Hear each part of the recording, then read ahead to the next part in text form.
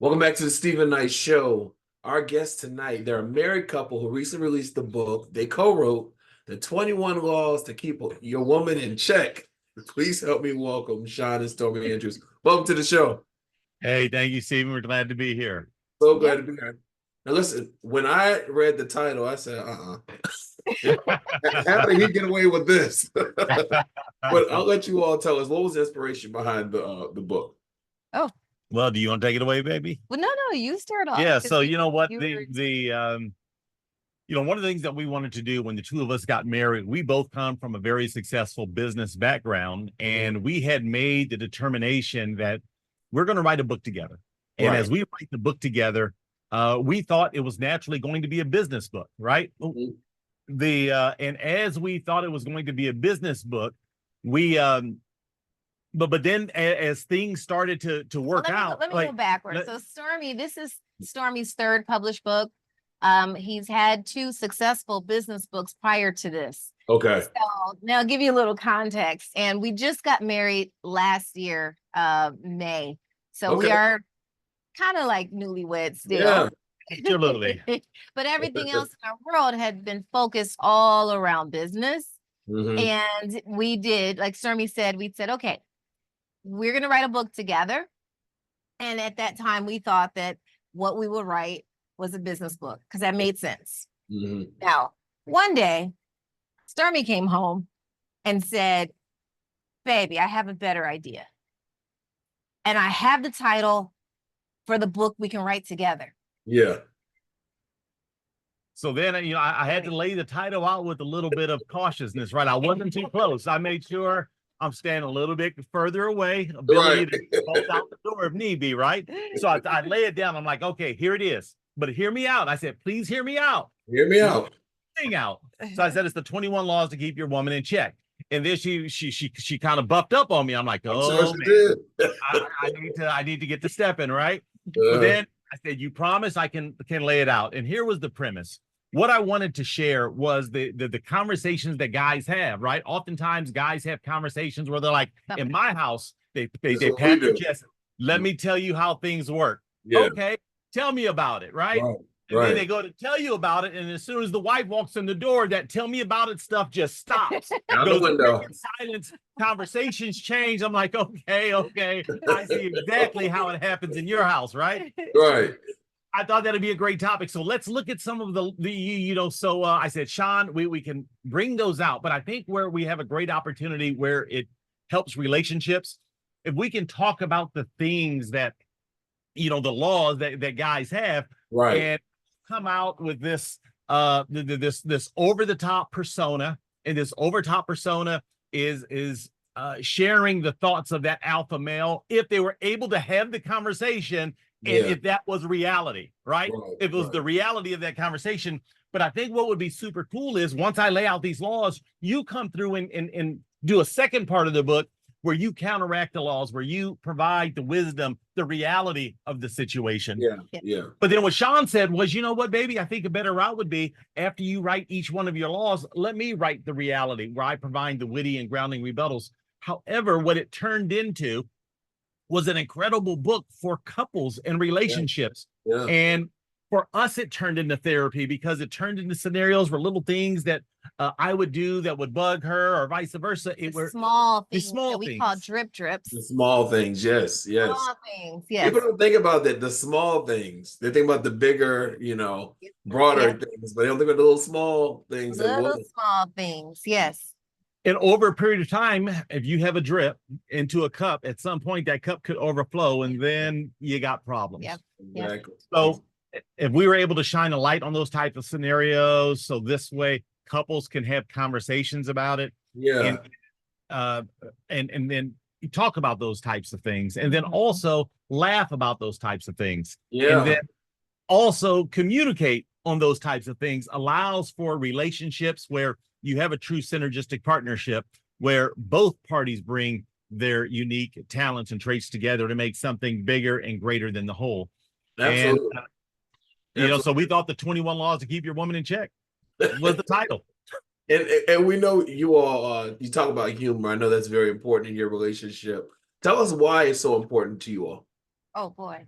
Oh boy. Well, first off, there's been plenty of studies, if we want to go into the logical sense, plenty of studies that talk about how laughter, one, it burns off a lot of calories. Laughter keeps you young and vibrant. So that's one. So individually, we each had already come with that knowledge and also that practice. We're funny people. We're keen in business, but even in business, we're fun and informative. And Stormie, I think I'm pretty funny, but Stormie actually is the real comedian, and he does have the ability to make, you know, some of those things, again, those small things that make it me a little irritated, hurt, as we would say, but he has a way of you know what, let's diffuse it. Yeah. Let's make it fun. Is it that serious? Right. You know, can we laugh at ourselves? Why take things so serious? Yeah. Yeah. Absolutely. Story. Why is humor so important to you? Obviously, you're the comic here. Hey, you know what? If you think about it for a sec, go back to your childhood when you were a kid, when you didn't have to worry about life. You didn't have to worry about the bills. You didn't have to worry about the trials and tribulations that adults have to deal with. What did you do as a kid? You laughed. And those, for many of us, are some of the most fondest memories. And unfortunately, for many people in life, once they got to the point of adulthood and life kicked in, they stopped laughing. Some, they made the choice to stop laughing. Others, it's just life got in the way and it's preventing them from laughing. Yeah. So for some people, just a little laugh, a little chuckle, that may be the only moment of joy that they get for the day, for the week, for the month, for the year. So laughter is an incredible therapeutic device. It's something that can change the tone instantaneously. You know, we live here in Las Vegas, and sometimes the roads get a little crazy, and I cut people off, they cut me off. You know, accidents, those types of things happen. Some people get fired up, right? I used to get fired up. Now I kind of laugh about it. And I'm not mad for the next hour. I'm not giving someone else the control to control me by raising my blood pressure, right? I'm going to live to 500 years old, and I'm not going to do that being mad. Exactly. Now, I know you all mentioned that you've been married over a year now. And I'm guessing you all recently celebrated your anniversary. Happy belated anniversary. How did you all meet? Oh, good question. So many years back, we both served on a board together at UNLV. It was a board that was the president. It was the president's corporate council fundraising, and that board was responsible for fundraising for the university, but it also helped direct the university for making some major decisions in regards to presidents that they were going to hire and other key decisions. So we met on the board. At that time frame, once we served on the board together, I got to tell you, Stephen, I thought we were friends. I referred to her as friends. And then one day, and I'm talking like 2 or 3 years later, I'm like, oh, here's my friend Shawn. She looked at me. She's like, we're not friends. And I think she's joking. I'm like, what do you mean we're not friends? She says, we're on a board together. We're business acquaintances. Friends? Nah. And I didn't even say business acquaintances because we were on the board together. Yeah, I didn't even make that level. And that was probably what, 8 or 9 years ago? That was I believe almost 10 years ago. Wow. But it took about 8 years for us, in my definition, that we transitioned to friendship. See, but this is gonna be 10 years to get in the friend zone. 10 years to get in the friend zone. and then after friend zone, during COVID, actually 2020. We started to walk and talk, you know, outside, fresh air, health, exactly. And we became accountability partners in business, in the business sense. But the more we walked and talked, the closer we got. And one day Stormie said that he was interested in me. Hey, she won't admit it, but she was shot his shot, as we call it. I would tell you, Stormie shot his shot, and I thought I shot him down, but Stormie is very persistent, and I thank him every day for that persistence. Because if it wasn't for that persistence, I wouldn't be the happiest woman that I am. I love it. Congratulations, both of you. Thank you. Listen, so we all know about it's one thing living together, having life together, but working together. How was your writing process as a couple? Oh, that's a very good question. Hey, listen, it's kind of interesting too, because not only do we work together, let me just back up really quick. We worked together, but right after we got married, I sold my business. Oh, before. Oh, actually, before we got married. Yes, I'm sorry. Okay. Before we got married, I sold my business. I was able to have an exit. And then I went to work for Shawn's company. And that was an interesting dynamic He likes to because say he's sleeping with the boss. I am sleeping with the boss, right? Where's HR? Absolutely. But she's my boss in more ways than one is the way I like to say it, because guess what? I entered into her realm and her company and she's the boss. And it was an interesting dynamic because sometimes she'd want to defer to me. And, so that was something we had to work out, and maybe we still work out on it. Yeah. And, but working together. Well, he's fun, serious, no doubt about it, and extremely smart. I'm pretty fun, smart, but I am extremely structured.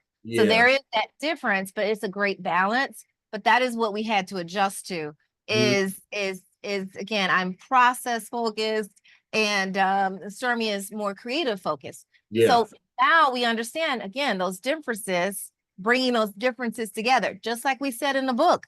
In the book, Stormie had a creative idea.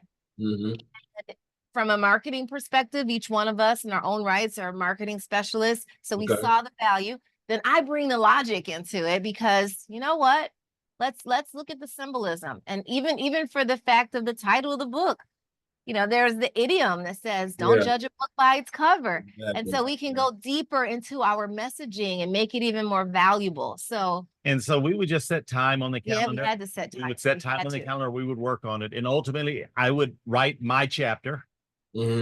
Shawn would come back and look at it, and we would have comments on it. Then she would go write her chapter right behind it to give the reality, because my goal was to exaggerate and accentuate some of the things. And, and some of the laws are ridiculous, right? Like, hey, as men, you got to master your remote. That's your scepter. If you start a project, it's a skill not to finish it.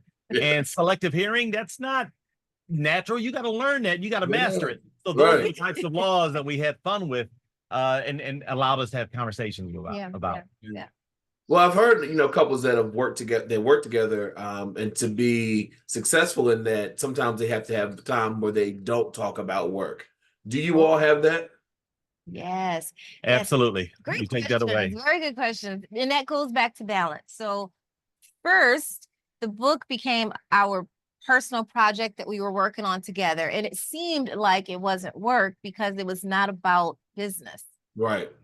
So, but like you've probably guessed, it is natural for us to make it work, especially when you have to put in a schedule. So we actually schedule in to make sure that we have downtime, because remember, we run a company with employees. So we do have time for our employees. We make sure that they're balanced, and we make sure that they have work-life balance, and we have to instill that same practice with ourselves, and we have to do it intentionally. We have to sometimes put it on a calendar. We have date night, a consistent date night. We have lunch dates. We have off the grid time, so that, okay, these are the rules. And we set rules. We set boundaries. We don't talk about business in bed. Yeah. And at one point we did, right? It wasn't like automatic. We did. Right. I think it's natural. It's natural to do that. Yeah. Absolutely. So we had to put a squash to it because that wasn't a good practice. That wasn't a good exercise while you're in bed. Right. What other practical or relationship advice would you all give? I mean, I know, it's interesting that you know each other over a decade, been married a year, because you were friend zoned for a long time. But what other practical advice would you give couples? Hey, you roll with it, because I'm the laid back, low key one. Start with your male perspective. Well, my male perspective, you know what? I still, sometimes it's understanding that men and women, we're different creatures, right? We're just totally different creatures. Yeah. And what happens is the more I try to get her to become a dude, or the more she tries to get me, to be like the girl says, she's just one of those things that could create anger, animosity between the other couple. We're just wired a little bit differently. So, one of the things that I share with Shawn, where she's like, hey, and just the way her brain thinks, she'll throw 20 or 30 things at me. I'm like, baby, I can handle one, right? One. I don't want you to, don't get upset with me if I forget the other 29 things, but give me one. I'll go deep and I'll crush it. Right. The other one, and I'll crush it. but it's just one at a time. And that was one of those things that we just had to deal with, right? That we had to figure out, not deal with, but we had to figure it out. Yeah. That the way we work and the way we're wired just a little bit different. Yeah. Yeah. And I agree with that 100%. And this was truly a lesson for me. Think about it, as a female who's run my own business, and I've been in operation 35 years. There was a huge adjustment that I didn't realize I needed to make, because we got along so well. We did live together for a time before we got married, but there are things that change. And it's you mentioned it a little bit too. Dating, living together, there are just different things. And when you go through different seasons, so adapting is important, communicating, never stop communicating honestly. And then let's top it off, put the cherry on top with humor. Yeah. I think humor is very important. Let me ask you, Shawn, because we see a lot of women, and I hear this a lot of women who are, they own their own business. They're a boss, they're doing their thing.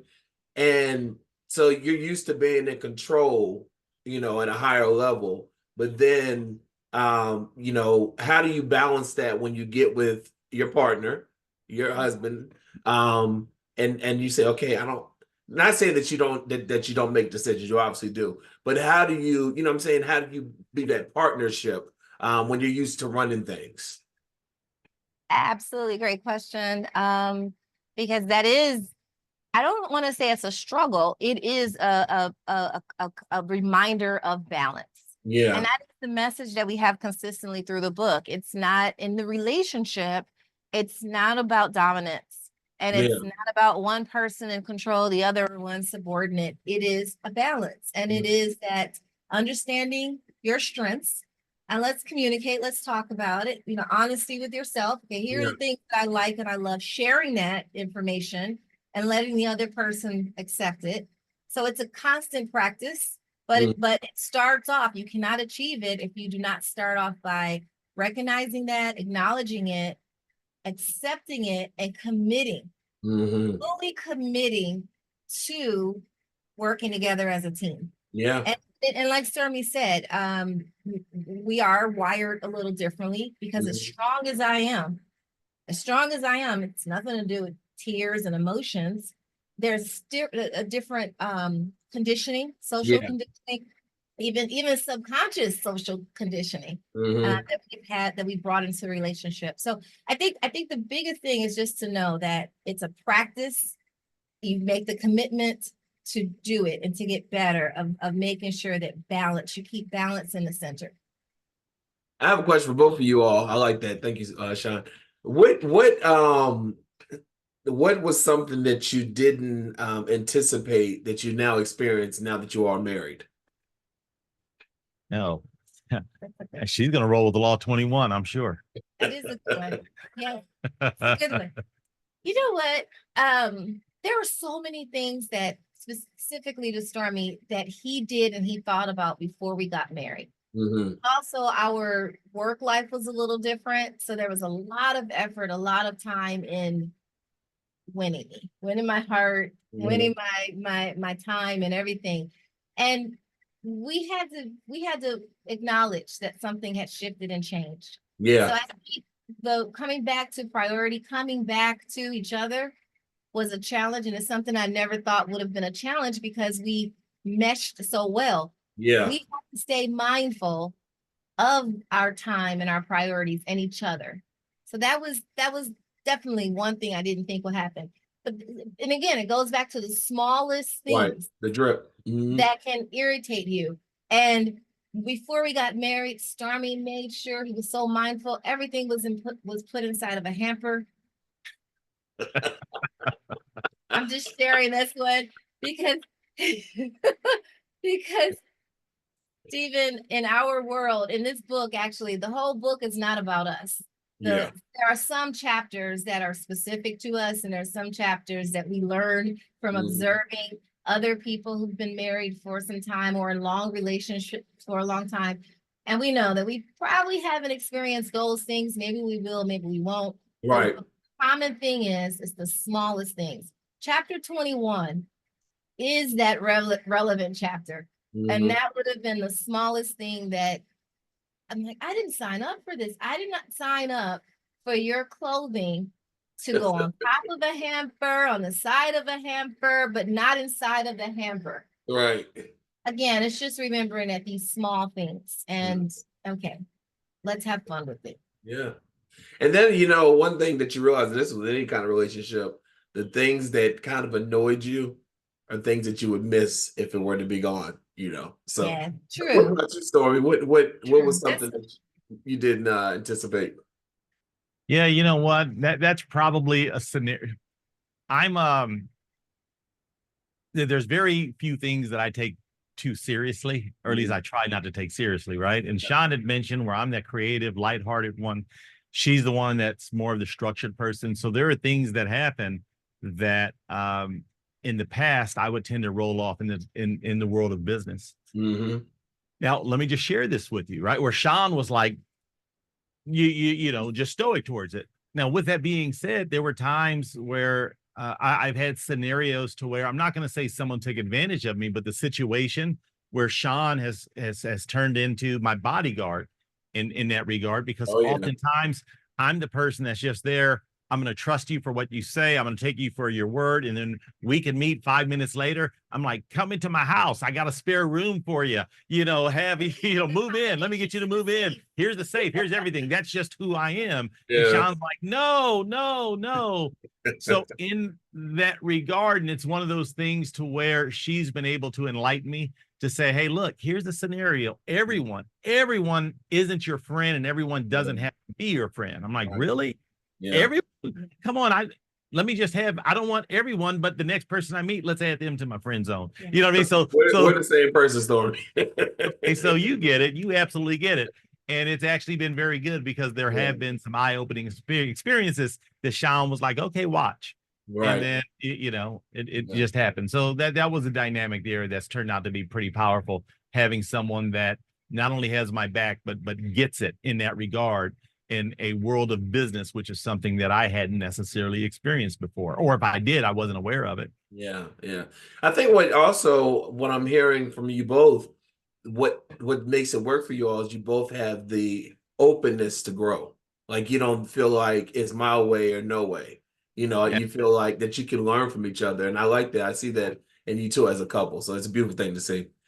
But let me ask you, what audience reaction have you received or feedback have you received from this book? Because I can only imagine. Let me share with you my favorite. I got to share my favorite, and then we'll share the audience reaction. My favorite was Shawn's mom came to visit us from Michigan. And my mother and she loves me, right? And I'm like, Mom, I'm excited. I'm about to put it. Now, we didn't share that we both wrote the book, right? Because that takes away from the title. Yeah. It takes away from the title. But I'm like, Mom, I just wrote my third book. I'm excited. I got to share it with you. Now, she's sitting across from me at the kitchen table. And she's sitting there like, son, tell me about it. Tell me about it, right? And then I'm like, okay, it's the 21 laws to keep your woman in check. Man, you should have seen, I had to say it quickly, her demeanor change. I bet. She wouldn't look at me. I saw the blood pressure starting to boil because I'm not just talking about women. I'm talking about her daughter. Daughter, exactly. Wherever, right? And then she's like, okay. I'm like, hear me out, Mom. Hear me out. I start talking really fast. She comes through. She starts to get a chuckle, and then she got it. However, with that being said, we've had some media, right? The response that you had as we shared the title with some individuals instantaneously, by the way, the title is designed to have that shock value. Like, how dare you?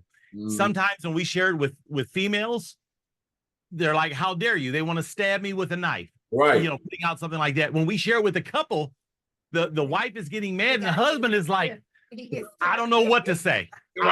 I'm looking at you. I'm like, I can't look at her, but let me help you change the title. Let's do something.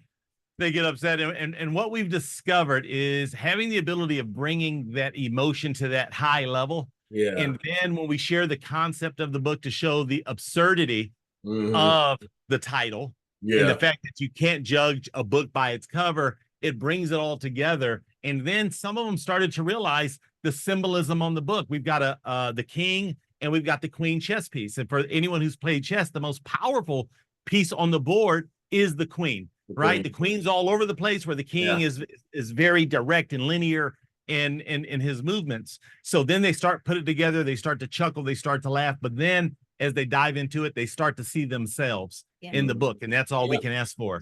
What were you going to add to that, baby? Well, I was going to say, one of the most like wow reviews that we read, because we do read our reviews every morning, and one of the reviews was interesting because it was just that the person who wrote the review, I don't have it in front of me, but basically said something like, I laughed when I listened, and I laughed at the authors because we read it. But when I read the book, I started laughing at myself. So they saw, this is what we want. They can mirror it. Yeah, some relatable moments. And going back to what we said in the beginning, we not only stop laughing, but too many times we take ourselves too seriously. And if that person, and especially if it was the female, the lesson that I got, even as I was writing the book, to his chapters, writing his responses, like, okay, I had to strategically think of what I would say, how do I feel? And I realized, wow, that's a small thing, and it's not that serious. Yes, let's laugh and have fun with it. I think that was one of the most powerful reviews. Yeah. And there's quite a few, here's a part that we were also excited about. Once the book got released on Amazon, almost not quite a month, right? Almost a month ago. We're like, let's see what people have to say. Are they going to get our vision? Because we know that some people will see the title and have a completely visceral response. Matter of fact, one of the reviews said, hey, I'm sure this book's going to get some bad reviews because of the title, but if they read it, it's actually, pretty clever in regards to what they've done. And the feedback's been incredible. So I think we're roughly about 30 reviews. We're sitting at 4.9 stars, and all the feedback has been incredible. From this is the perfect book for couples and relationships. This is the perfect book for you to self-reflect and look at yourselves. What we were hoping to achieve from a third party is what we're getting back by receiving the feedback. And then we've had scenarios that we can even do for your audience where we've done a few chapter reads for people. And I read it in my absurdity. Shawn reads it in her grounding voice. So this way people get it. It's the absurdity of it. And having the grounded, witty responses is what really where the magic happens. Absolutely. So what is this moment like for you all? I mean, you all have, first of all, you celebrated, a year married. You have this book that you all worked very closely together on, and now it's out there. You're getting the reviews. You're getting positive reviews. What is the moment like for you all as a couple?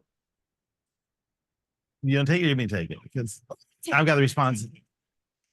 How awesome is it as a couple? I can only speak, from my point of view. I always thought, how awesome would it be if I could create a piece of art with the person that I love the most and put that art on display for the world to judge, right?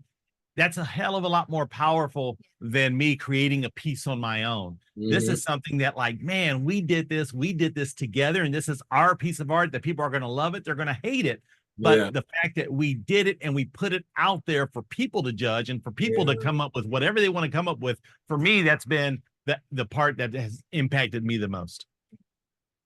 I love that. And I feel the same way. And I think it's the project brought us back to our center. Because I really want you to kind of get this picture. We got married, we had a great honeymoon. Then we had a convention where we were in contact with about 5,000 people and our team in public and so many different people and beings.